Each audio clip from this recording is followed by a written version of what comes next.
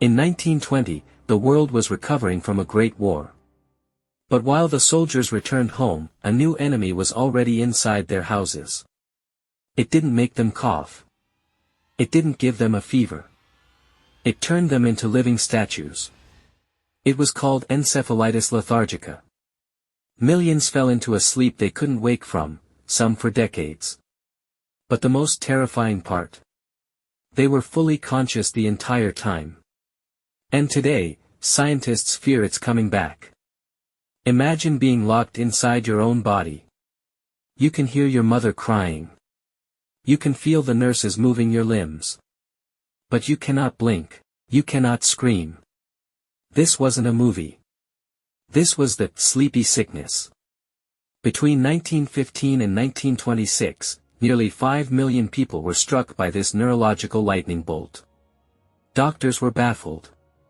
Some patients were hyperactive, unable to sleep for weeks until their hearts literally gave out. Others, the majority, simply stopped. Decades later, in the 1960s, Dr. Oliver Sacks tried a miracle drug called L-Dopa. The results were cinematic. People who hadn't moved since the Prohibition era suddenly stood up, danced, and spoke. But the miracle had a dark side. As these patients woke up, they realized the world had passed them by.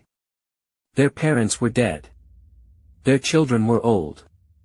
But then, the drug stopped working. One by one, they began to freeze again. They knew they were disappearing. They spent their final hours of mobility writing goodbye letters, knowing that by sunset, they would be statues again for the rest of their lives. Why is this relevant in 2026?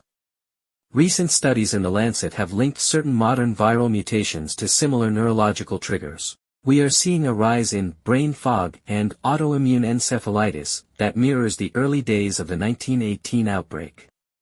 The question isn't if another silent epidemic will happen.